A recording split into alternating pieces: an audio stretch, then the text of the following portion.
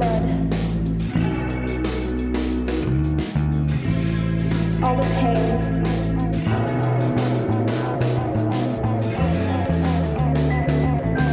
all the blood, all the pain.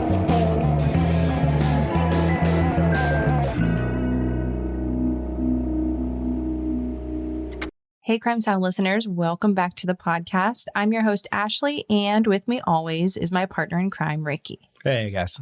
Hey, so the last few weeks have been just a little bit hectic for us. As you can hear. Holy cow, right on cue. So join us at the end of the episode to hear just a little bit about what's going on in our personal lives. After reading or listening to enough true crime, you might find the cases become somewhat formulaic. A person goes missing, a search party is sent out, a body is found, an arrest is made. Our case this week, though, is anything but that. This case was suggested to us by our listener Beverly, a Charleston, South Carolina local who shared there are rumors in the Low Country that suggest a hitman's involvement, a connection to a cold case from years earlier, and the possibility that the crimes were staged. This case is definitely still unfolding, and we anticipate a lot more details will be released in the coming weeks. We focused here on information that has been confirmed by investigators, the Murdaugh family themselves, or other official sources, but much has been speculated about what really went down in this case that has led 6 separate investigations into Alex Murdaugh and his family. In Charleston, South Carolina, the notoriety of the Murdaugh family goes back generations. In the early 1920s, Randolph Murdaugh was elected as the district attorney, a role that from then on would be held by a member of the Murdaugh family for the next 87 years. Randolph Murdaugh Sr. was district attorney for 20 years before the role was inherited by his son, Randolph Murdaugh Jr., who served as a solicitor for over 40 years until 1986. After that, Randolph Murdaugh III assumed the role until 2005, when the governor made a change that ended the Murdaugh legacy in the 14th Circuit Solicitor's Office. Attorney Duffy Stone was appointed and served until 2016. Randolph Murdaugh III had 3 sons and 1 daughter. The youngest son is Richard Alexander Murdaugh, but everyone knows him as Alex. Alex was married to Margaret Maggie Brandsetter, a South Carolina native who met while they were both attending the University of South Carolina in the late 1980s. Maggie and Alex had 2 sons, Richard Alexander, who went by the name Buster, and Paul. They raised the boys primarily in Hampton, but spent summers in Modesto or Islandton, where their family owned properties. The Low Country in South Carolina is made up of counties along the southern tip of the state, and the Murdaughs had lived in the Low Country for decades. Many families have a long history there, with some tracing their ancestry back over 100 years. For many, their wealth was amassed through slave labor on massive agricultural plantations where indigo, rice, and cotton were harvested. Today, many who are able to afford to live there come from these wealthy families or earned their money in high-paying careers like law, medicine, or entertainment, like Bill Murray, who has a home on Sullivan Island. Though the Murdaugh reign as a solicitor has ended, everyone in the Low Country knew about the Murdaugh family. The law firm, originally started by Randolph Murdaugh Sr., had grown into a multi-million-dollar practice over years, and members of the family held leadership positions in each of 3 offices located in different counties. Though many people in Charleston had good things to say about the Murdaughs, there also seemed to be a consensus that they were people to fear. As a family with extreme wealth, legal know-how, and political connections, they also held a lot of power and influence over the area and were known to use this against those who crossed them. Most notably, it's believed that the Murdaugh family used their influence when the youngest member of their family, Paul, was involved in a fatal boating accident. In February of 2019, 17-year-old Paul, Alex's youngest son, took his friends to a party in his father's boat. In total, Paul had 6 of his friends with him, all of which were underage. Despite not being 21, Paul used his older brother's old ID to buy alcohol from a gas station and a bar while out with his friends. They stayed out till about 2:30 in the morning, by which time Paul was really drunk. As they headed home, Anthony Cook was sitting near the front of the boat with his girlfriend, a 19-year-old Mallory Beach. Anthony's cousin, Connor Cook, was also with them, along with 2 other unnamed friends. It's not entirely clear how it happened, but Alex Murdaugh's boat, a 17-foot Sea Hunt Triton, crashed into a piling near the bridge over Archer's Creek. In the impact, Mallory Beach was thrown overboard, hit her head on something, and fell into the current. The boat hit the bridge with such speed and force that it split along the seam, leaving a 6-foot gash through the interior. When they realized that Mallory had been tossed overboard, Connor called the police for help. 4 of the passengers were taken to the hospital, but Anthony Cook refused treatment. All passengers were intoxicated, but sobriety tests weren't initially administered since they didn't know who was driving the boat. After the crash and with Mallory missing, Anthony was angry and began yelling at Paul, blaming him as the driver of the boat and for his girlfriend going overboard. At the hospital, Paul was only wearing boxers and was the most intoxicated and uncooperative of the kids, according to a nurse. Though it sounded like Paul was the driver and was obviously drunk, it was Connor Cook, Anthony's cousin, who was given a sobriety test. Connor Cook filed a lawsuit saying that the officers were involved in a conspiracy to cloud the investigation and disseminate false information, since it was suggested that Connor was the one responsible for the crash. Ultimately, in the official reports, authorities say that they didn't know who was driving. A week later, Mallory's body was found a few miles away from the crash site at the Broad River boat landing. The autopsy revealed that she died of blunt force trauma and subsequent drowning. Given the severity of the crash and that Mallory was now pronounced dead, Paul was indicted in April of 2019 on charges of boating under the influence, causing great bodily harm, and causing death. He pleaded not guilty. Paul was released on bail, but he wouldn't make it to trial. In the years after Mallory's death, Paul went to college at the University of South Carolina. Though given that he was still facing charges in Mallory's death, he was often at home, out on bail awaiting his trial. Suddenly, on June 7, 2021, Alex Murdaugh discovered his son, Paul, now 22, with his wife Maggie, 52, had been killed. Paul and Maggie's bodies were found outside of their 1,770-acre estate in Islandton. Paul had been shot twice with a shotgun, once in his chest and once in the head. Maggie had been shot with a semi-automatic rifle. This was a complete shock to the small community of about 70 people, an hour or so west of Charleston, where the Murdaughs operated a hunting lodge. Alex called 911 at 10:07 p.m. that night, but investigators didn't come until the next morning to collect evidence.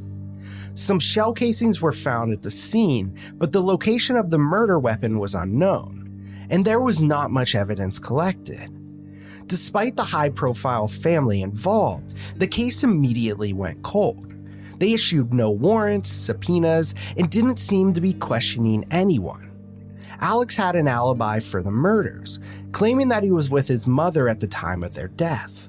Though his mother confirms this, police later named Alex as a person of interest, though little has been made public about the investigation into him.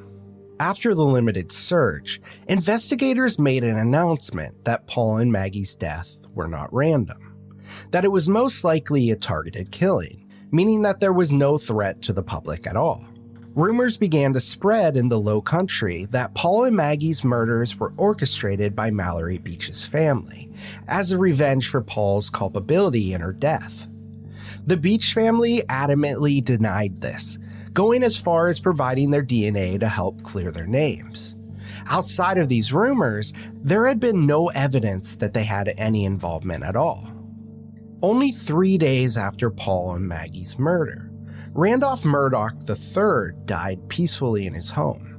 He was 81 years old, and it seems as if this was just an unfortunate coincidence. The police ruled out any possibility of foul play. By June 17th, Alex's two brothers, John and Randy, appeared on Good Morning America to raise awareness about their nephew and sister-in-law's murders.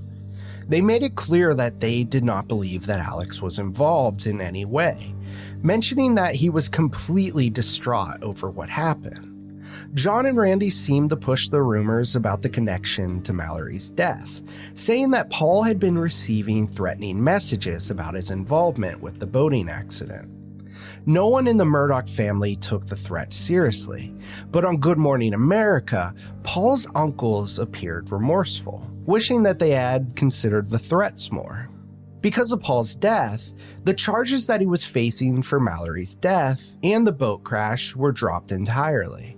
The Murdaugh family announced on June 25th that they were offering a $100,000 reward for any information that could help investigators arrest and convict Paul and Maggie's killer.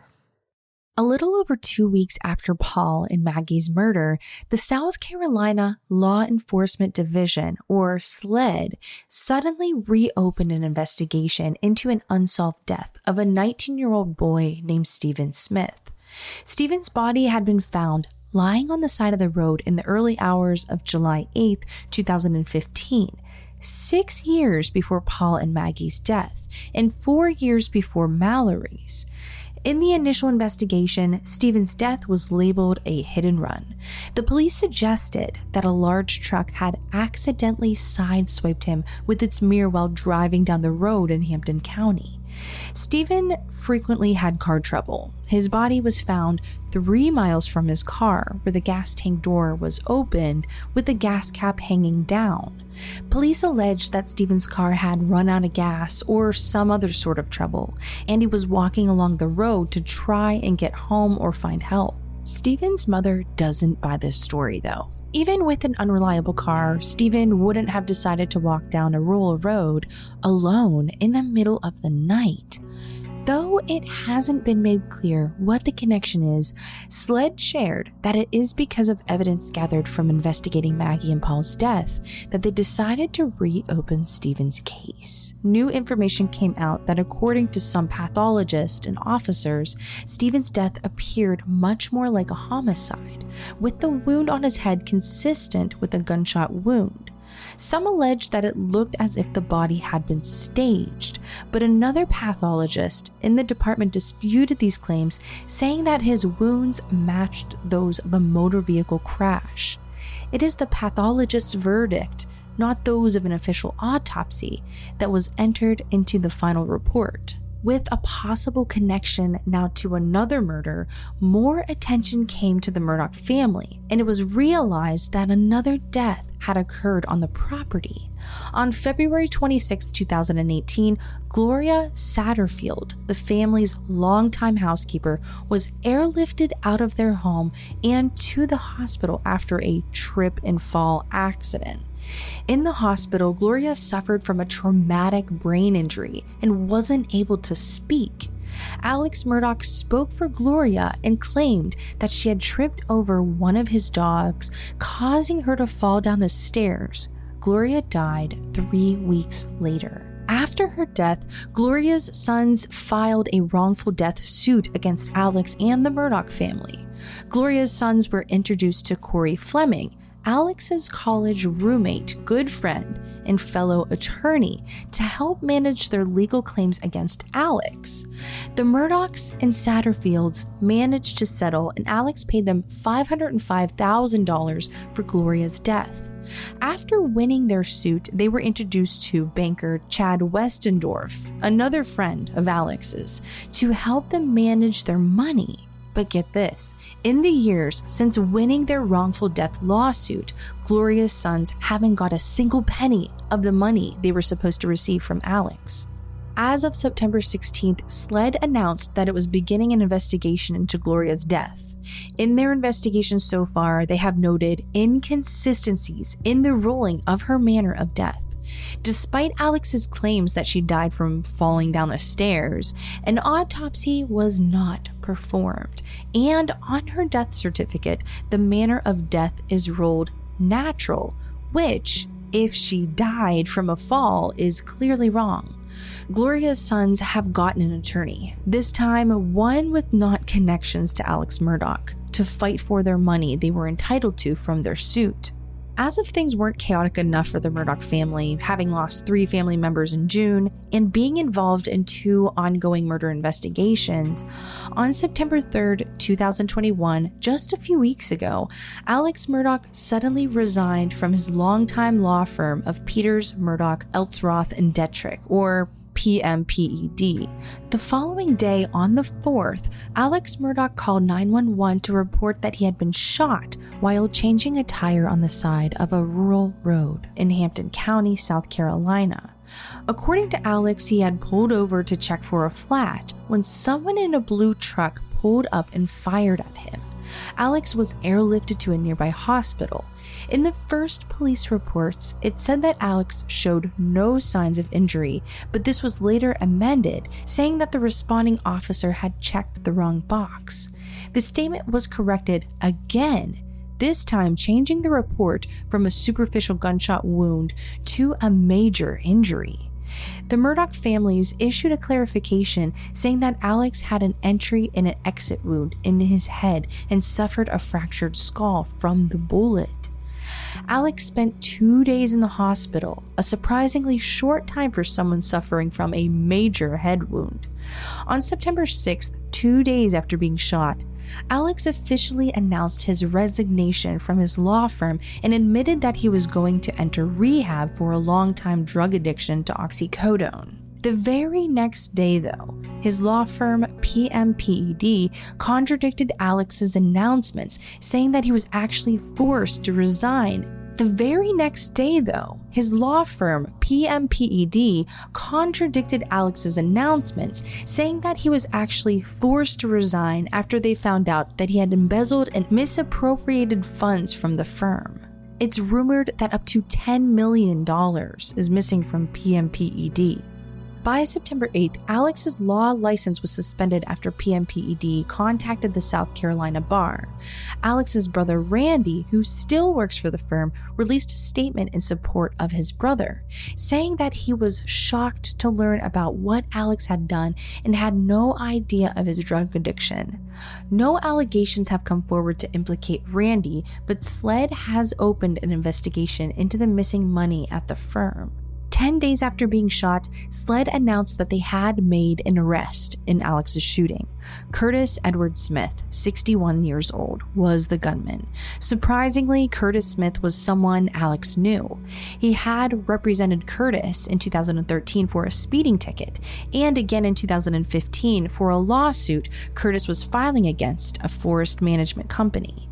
Outside of their legal relationship, Curtis was also Alex's drug dealer and had been supplying him with oxycodone. With Curtis arrested, the truth came out. Alex Murdaugh had recruited Curtis Edward Smith to shoot and kill him, trying to commit suicide by hitman. Allegedly, Alex was paying his former client to end his life so that his eldest son, Buster, could cash in on a $10 million life insurance policy payment. Alex believed that if he committed suicide himself, Buster would not have received any money because Alex was abusing oxycodone, other drugs, suffering from massive depression, and stealing money from his law firm. According to Alex's attorney, this was a false belief on Alex's part. Curtis Edward Smith is now being charged with assisted suicide, assault, and battery of a high aggravated nature, pointing and presenting a firearm, insurance fraud, and conspiracy to commit insurance fraud. His bond was set at $55,000, and his next hearing will be October 25th.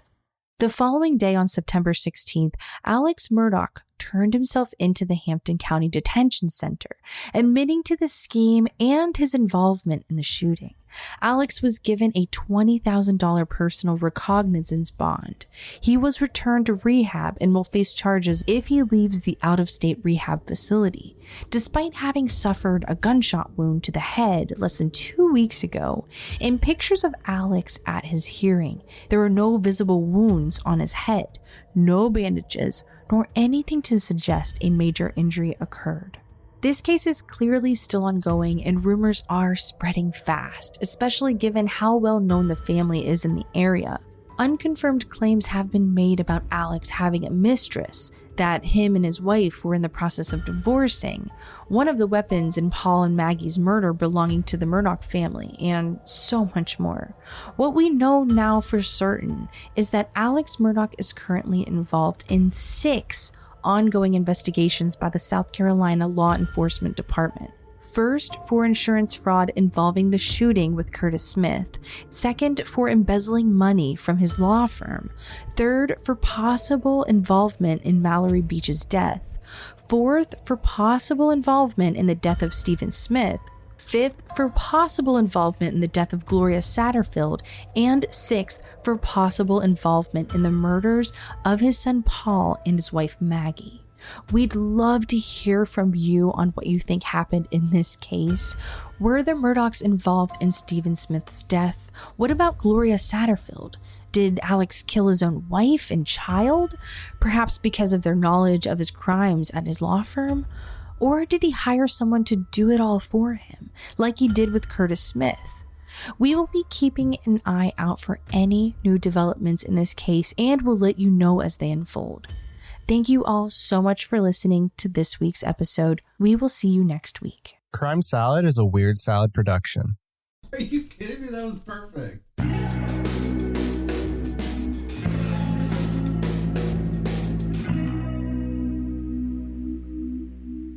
All right, guys. So some of you know we moved into a new house at the beginning of the month, and well, it's been really great. It's been exciting. It's been very hectic, but we moved more in the country, so it's kind of cool. It's kind of different from We're like farmland now. farmland. I feel like I don't know if we're actually country or if Oh, this is definitely not country. We have like access to bars and no, like, cool but like shops we and stuff. call it the country. Oh, yeah. Where we are is what I'm saying. I mean, we have a dock and a lake and like a lot of property, so that's cool. Yeah. The lake in the backyard is great, but we still need a boat. Like we don't have a boat because we have a paddle boat. We have a paddle boat. Well, we're but borrowing a paddle boat. Borrowing. Where we are, we're on like a canal and it like branches out into the big part of the lake and we just haven't been there yet. So we really have to do that before the weather gets too cold. It's pretty cool though. Like I grew up fishing this lake. Like it's not far from like where I grew up in my hometown and everything. So yeah, it's kind of cool to be back here full circle. And we're living here Forever. My only complaint would be the mosquitoes are pretty bad. Oh my God. I was working today and my foot just started itching. Like I couldn't stop itching it. And then I had blood like on my hands. It was all right. It's too much. The blood is definitely from his fish because every time he like goes fishing, his hands are like cut and bleeding. I'm like, what is wrong with you? Yeah, but that wasn't even it. It was like I scratched like 8 mosquito bites on my ankle and then I had to like run to a meeting. Oh God. I had blood in my sock. I hope they're not white. Are they white? The white ones? Black. Oh, they're black. Whatever. So podcasting has been weird. Yeah, it's been challenging as ever because I mean, it's definitely going to get easier and it has. But I mean, before it was like, oh, we're running a day late. That's fine. We'll just do the podcast for 5 hours today. No big deal. And like the thing is with our baby, he's been a little fussier, I think, because now we're hitting like the 1 month mark. So he's like up straight more. up boss baby. He is CEO. boss. Yeah, he is the boss. He tells me what He's to our do. Fortune 500 baby. But he's been a really good baby. It's just been really challenging to tackle the podcast To tackle tackle him down and then tackle just moving. We're having carpet ripped out right now. Hardwood floors being put in. And to give you a better idea, we weren't able, like everything's backed up. Like we wanted to do all these renovations. Everything's like months out. So we finally got someone to do the painting, but we couldn't wait. So we moved all our furniture in and, tried to move in as much as we could. But now we have a painter and we're getting all our floors redone and some other renovation stuff. We have to move everything back out. Yeah. It's like we moved in. Now we have to move back out and then we have to move back in again. So the next time we record is probably going to be like in a garage or something. Someone's, back alley. Yeah. Or basement. Somewhere. It might be a little tinny. It might be from a trash can. Yeah. But yeah, we're really looking forward to this. It's just a little challenging, but once we get settled, it's going to be so awesome and perfect. I know it because I picked out the wall colors. It's kind of like a I picked out white. You picked, the accent color. That matters. Yeah, I mean, I picked out the lights and I picked out the flooring. You just approve. I said, Ricky, what do you think? Yeah, that's fine. Actually, it's like a satin. Sounds better. Honestly, too, I can't wait to get the room treated. Like, we never had a treated room. Like, I think everything felt temporary at our old place. Yeah. Yeah, it might sound a little bit weird, too, because we are in a different room. So it might be a little bit like it's horrible. It's horrible, honestly. It's like so echoey in here. So we apologize, but, we'll eventually get there. Yeah. Honestly, I can't wait to have like a nice like setup finally for once in my life. Right. We'll get there, Ricky. Don't worry. We might not get there. Yeah, we might not get there. One thing I do know? What? We will put an episode out. We will. We have to. It might be a broken episode with like cracks through it, but it might be. We'll throw some duct tape on it. With baby crying in the background. Baby crying. There's a dog barking like 3 times in this outro here. I don't know, whatever. It's fun, though. Keep messaging us on Instagram, Crime Salad Podcast. Make sure you follow us there. Give us a 5-star review, 4-star review. Don't give us a 3 or a 2 or a 1. Those just suck. We don't want those. No, I'm just kidding. Do whatever you want. But if you say something really stupid, I might just repost it on Instagram. Yeah, I mean, why not? But people might want that, though. Maybe, but it's good content, honestly. We've been getting some really interesting ones. Also, speaking of reviews, like you do this podcast, like you want me involved, right? I actually do want you involved. Right. So it's kind of funny because the review that we got said, why don't you just let Ashley do her thing? And also said I should hang out with my guy friends and like get out of my wife's business. So I don't know. Maybe I should do that. If any friends are listening, I'm up for grabs. Like I'm free. I'm free from Ashley. I can go do something. No, it's actually the other way around. I'm actually forcing him to do this with me. Mind you, all the dogs barking in the background right now. We normally have to like stop and like redo a take during the actual podcast. But honestly, like we don't have enough time. This is like behind the scenes right now. Our baby's sleeping and we have like 5 minutes. All right, guys, we'll see you next time. We don't know where we'll be, what it will sound like, but we will definitely see you. Well, actually, no, you'll hear us. Yeah, you'll hear us. We won't see you. You won't see us either. All right. We'll see you later. Bye. Bye.